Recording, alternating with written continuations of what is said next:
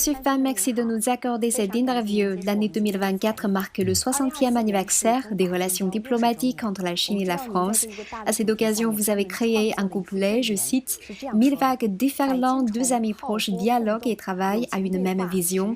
60 ans passant, dès un instant, deux grands pays se rapprochent et apprennent l'un de l'autre. » Ça donne une image impressionnante. Pourriez-vous nous faire part de l'inspiration et du processus de réflexion derrière la création de ce couplet? La Chine et la France sont deux grandes puissances culturelles. Il ne fait aucun doute que la Chine est le représentant de la culture orientale, tandis que la France représente la culture occidentale. Par conséquent, les échanges et l'amitié entre ces deux pays ont une influence importante sur la conjoncture internationale. 60 ans se sont écoulés depuis l'établissement des relations diplomatiques entre la Chine et la France. Ce couplet résume donc l'importance de cet événement. 60 ans, appelé Jiazi en Chine, représente un cycle complet. L'établissement de relations diplomatiques entre les deux pays a été mené par les dirigeants visionnaires d'alors, Mao Zedong et le général Charles de Gaulle. Cet événement est donc très important pour les deux pays et est considéré comme l'un des événements les plus marquants des années 1960.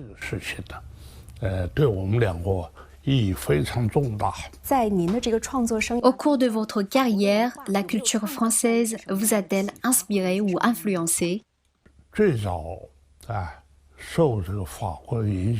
La première influence de la France sur moi a été la littérature et l'art français, qui ont servi de pont entre nos deux peuples.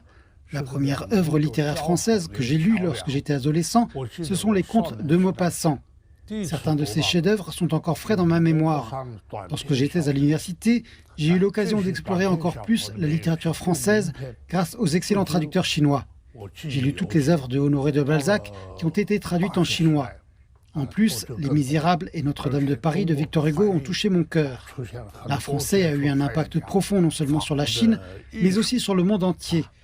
Tout comme la poésie et la culture chinoise ont influencé la communauté mondiale. Il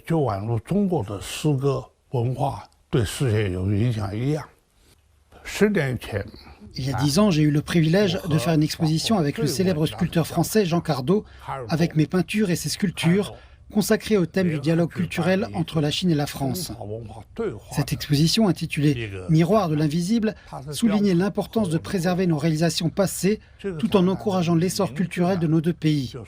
Elle a connu un succès retentissant au Musée national de Chine. Alors que nous célébrerons le 60e anniversaire des relations diplomatiques entre la Chine et la France, nous nous trouvons à un nouveau point de départ. Quelles suggestions feriez-vous pour les futurs échanges culturels entre la Chine et la France? Le développement des échanges culturels sino-français revêt une grande importance dans le monde d'aujourd'hui, à l'heure où nous aspirons à une communauté d'avenir partagée. Le respect de la culture de l'un à l'autre est une quête cruciale. La communauté d'avenir partagé est ancrée dans le cœur et les sentiments des peuples. Elle englobe non seulement les aspects économiques et politiques, mais aussi les aspects culturels.